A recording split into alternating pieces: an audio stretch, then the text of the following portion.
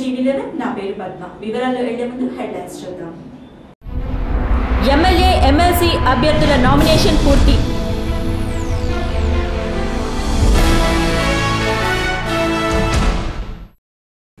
ఎంఐఎంకి check పెట్టడానికే అజర్ను రంగంలోకి దింపనున్న కిరణ్ సర్కార్.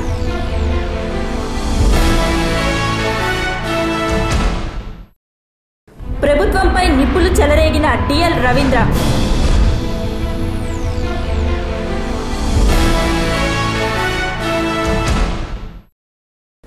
భారత్ స్టార్ బాక్సర్ విజయేందర్ సింగ్ ను చుట్టుముట్టిన డ్రగ్స్ వివాదం.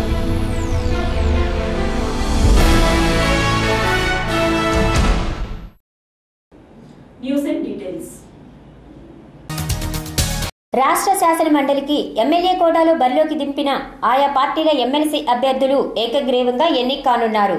కాంగ్రెస్ నుంచి 6వ అభ్యర్థిని రంగంలోకి దింపకపోవడంతో ఎమ్మెల్సీ అభ్యర్థుల ఎన్నిక ఏకగ్రీవమైనట్లే. నామినేషన్ దాఖలకు గడువు ముగిసింది. కాంగ్రెస్ నుంచి పొంగులేటి సుధాకర్ రెడ్డి, షబీర్ అలీ, కొలగట్ల వీరభద్రస్వామి, లక్ష్మీ శివకుమారి, సంతోష్ కుమార్, టీఆర్ఎస్ నుంచి మహమ్మద్ అలీ, వైఎస్ఆర్సీపీ నుంచి ఆదిరెడ్డి అప్పారావు, టీడీపీ నుంచి యనమల రామకృష్ణుడు, మహమ్మద్ సలీం, సెమంతకమణి నామినేషన్ దాఖలు చేశారు. మొదట కాంగ్రెస్ నుంచి 6వ అభ్యర్థిని బరిలోకి దింపాలని నిర్ణయించుకున్న సీఎం కిరణ్ కుమార్ రెడ్డి చివరి నిమిషంలో రద్దు చేసుకున్నారు. దీంతో నామినేషన్లు దాఖలు చేసిన 10 మంది ఏకగ్రీవంగా ఎన్నికైనట్లే.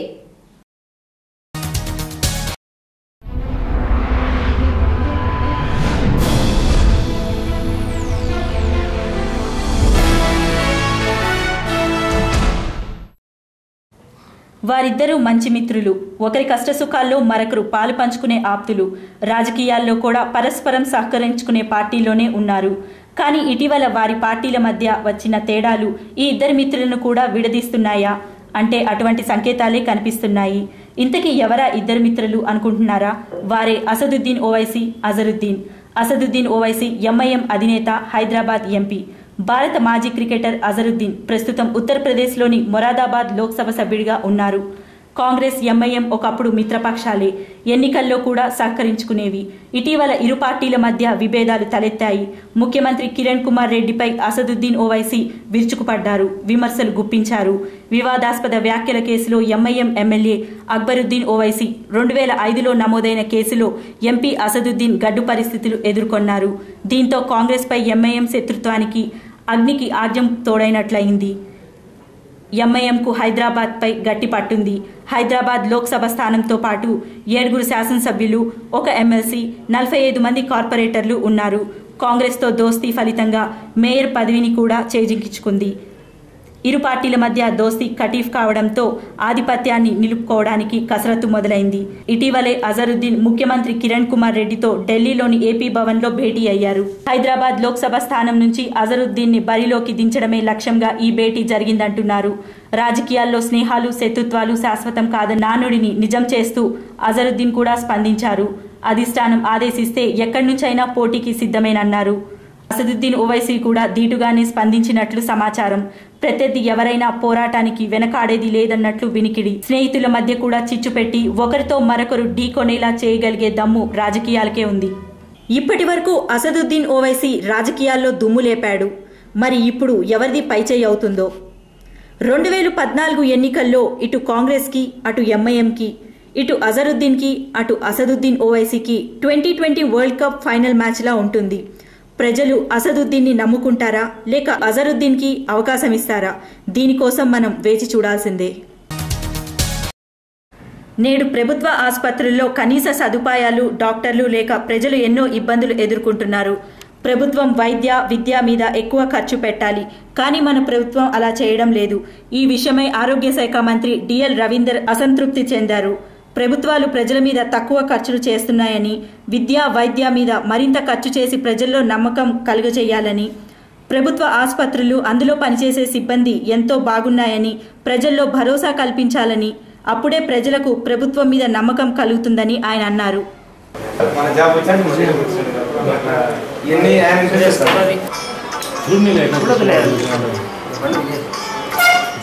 అంటే ప్రజారోగ్యం ముందా ప్రభుత్వాలు ఖర్చు పెట్టి తక్కువ ఉన్నాయి.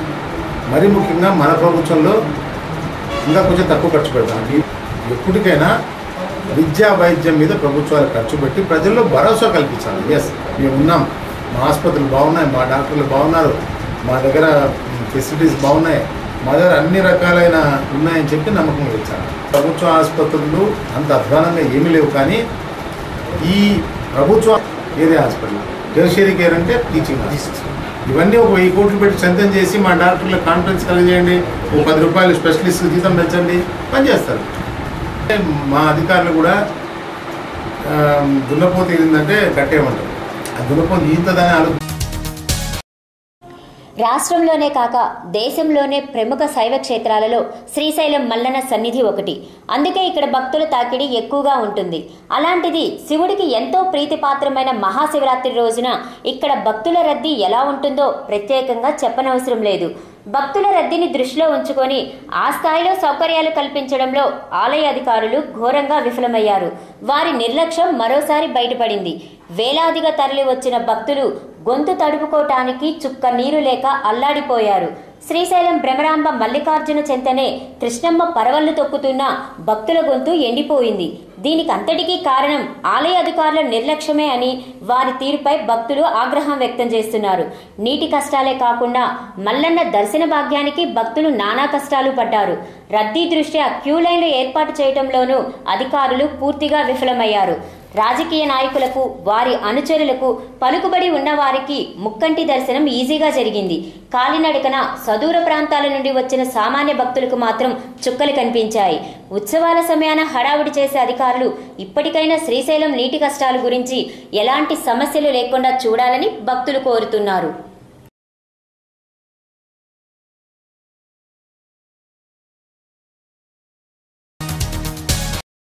బోరబండ జీహెచ్ఎంసీ బై ఎలక్షన్స్ ఎన్నికల ప్రచారం ఈరోజు పెద్దమ్మనగర్, అన్నానగర్, బృందావనంలో జరిగింది. ఈ ప్రచారంలో కాంగ్రెస్ అభ్యర్థి హజీరా సుల్తానాతో పాటు స్థానిక జూబ్లీహిల్స్ ఎమ్మెల్యే పి విష్ణువర్ధన్ రెడ్డి, మహమ్మద్ ఖదీర్ మరియు స్థానిక కాంగ్రెస్ నాయకులు ఈ ప్రచారంలో పాల్గొన్నారు. హజీరా సుల్తానా ఇంటింటికి తిరిగి కాంగ్రెస్ పార్టీని బలోపేతం చేయాలని కోరారు.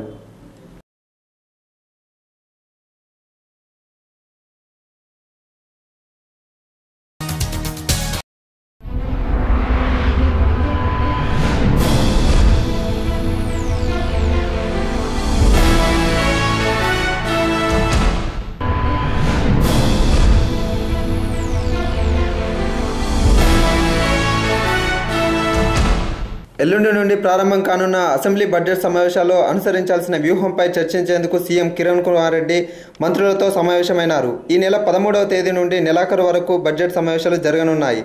ఈ నెల 18వ రాష్ట్ర బడ్జెట్ను ప్రవేశపెట్టే అవకాశం ఉన్నట్లు సమాచారం.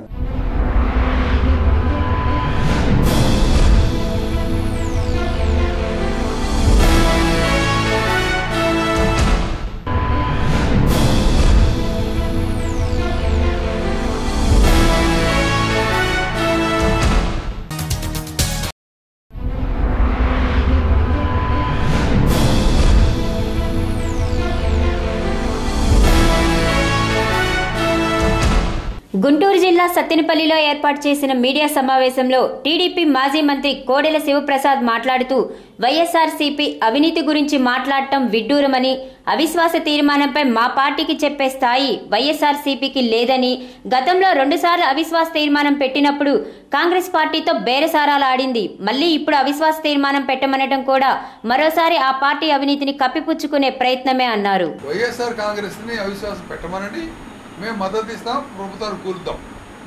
రెండోది, మేము పెట్టడమా లేదా అనేది మా యొక్క నిర్ణయం సమయాన్ని బట్టి ఉంటుంది తప్పితే వీడు చెప్పినట్టు చేయాలి, వీళ్ళని నమ్మి ఎవరేం చేయం. కానీ పెట్టాల్సి వస్తే ప్రజలకి అవసరం, ప్రజల యొక్క నష్టాన్ని మేము ఆపాలి అనుకున్నప్పుడు పెడతాం.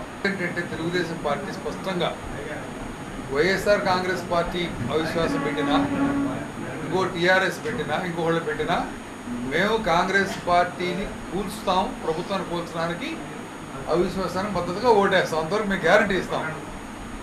కానీ వైఎస్ఆర్ కాంగ్రెస్ వాళ్ళు మమ్మల్ని పెట్టమనే ఉద్దేశం ఏమిటంటే, గతంలో మేము ఇటు చేస్తామని చెప్పి బేరాలు ఆడుకున్నారు వాళ్ళు.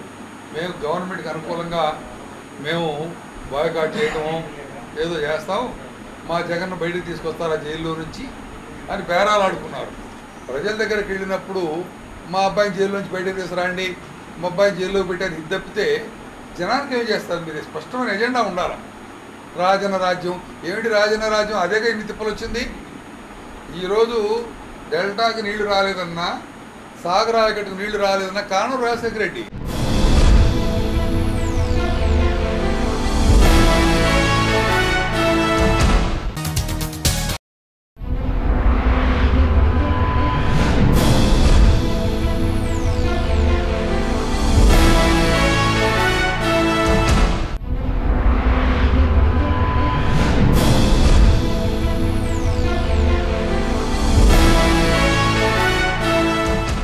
మన దేశ పాలనా వ్యవస్థనే గజగజ వణికించిన ఢిల్లీ వైద్య విద్యార్థి నిర్భయ గ్యాంగ్ రేప్ కేసులో ప్రధాన నిందితుడైన రామ్ సింగ్ ఆత్మహత్య చేసుకున్నాడు. గ్యాంగ్ రేప్ కేసులో రిమాండ్ ఖైదీగా తిహార్ జైల్లో ఉన్న రామ్ సింగ్ ఈ తెల్లవారుజామున 5 గంటలకు ఆత్మహత్య చేసుకున్నాడని జైలు అధికారులు తెలిపారు.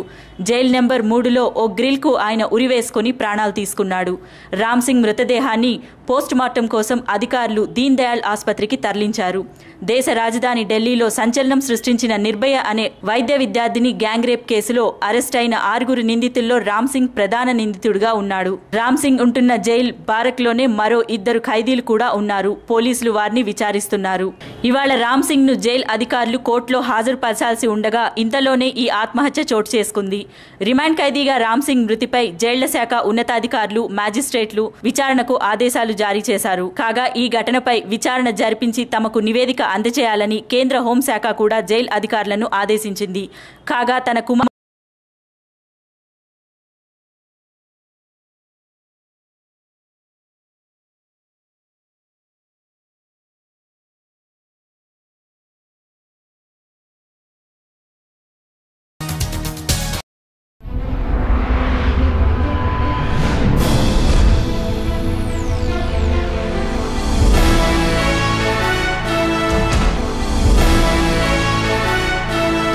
హర్యానాయిక్ అనే ఆటో డ్రైవర్ జామ్ చెట్టుకు ఉరేసుకుని అనుమానాస్పద స్థితిలో మృతి చెందిన సంఘటన మీర్పేట పోలీస్ స్టేషన్ పరిధిలో జరిగింది.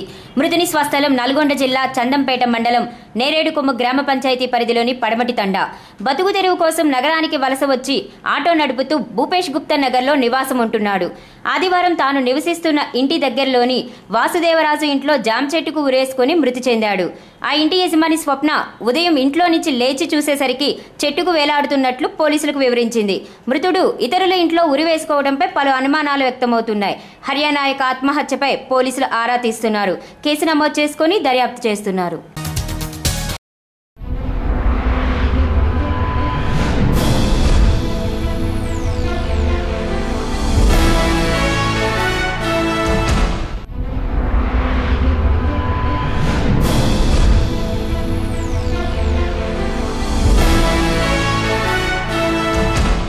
కాచిగూడ పోలీస్ స్టేషన్ పరిధిలో గోల్నాకా వద్ద నిన్న రాత్రి 7 సీటర్ ఆటో అదుపు తప్పి కారును ఢీకొంది. ఆటోలో మరియు కారులో ఉన్న 12 మందికి తీవ్ర గాయాలయ్యాయి. వారిని ఉస్మానియా ఆసుపత్రికి తరలించారు. కాచిగూడ పోలీసులు కేసు నమోదు చేసుకుని దర్యాప్తు చేస్తున్నారు.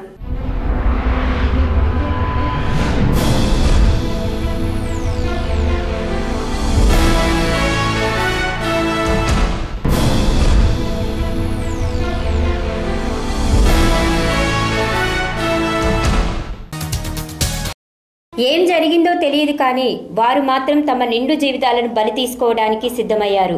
ఈ విషాద సంఘటన కృష్ణా జిల్లా జగ్గైపేట మండలం షేర్ మహమ్మద్పేట్ గ్రామంలో జరిగింది. జగ్గైపేటకు చెందిన ప్రేమికులు హుస్సేన్ జయశ్రీలు నిన్న అర్ధరాత్రి కిరోసిన్ పోసుకొని ఆత్మహత్యాయత్నం చేశారు. ఈ ఘటనలో ప్రియురాలు అక్కడికక్కడే మృతి చెందగా ప్రియుడి పరిస్థితి విషమంగా ఉంది.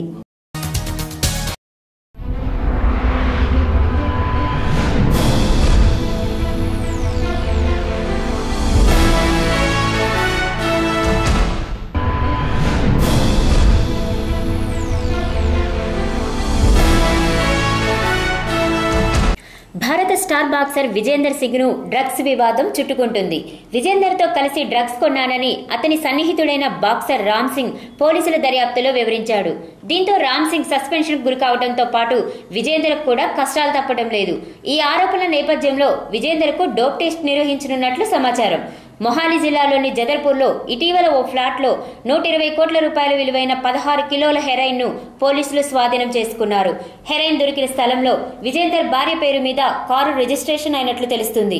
దీంతో విజేందర్కి ఏమైనా సంబంధం ఉందా అనే కోణంలో పోలీసులు విచారిస్తున్నారు.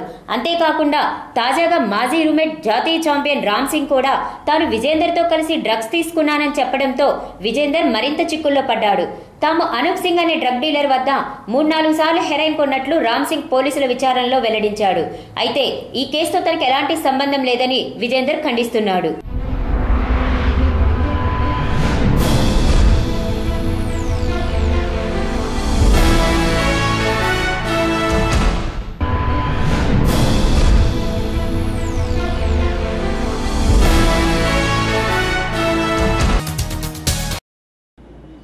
ఇవి ఈ రోజు అప్డేట్స్. మరిన్ని న్యూస్ అప్డేట్స్ కోసం, మరిన్ని స్పెషల్ స్టోరీస్ కోసం ప్రపంచంలోని ఏ మూల నుంచైనా లాగిన్ అవ్వండి www.tv11hyderabad news మరియు యూట్యూబ్ లో TV11 Hyderabad News. This is Padma signing out. Bye bye, take care.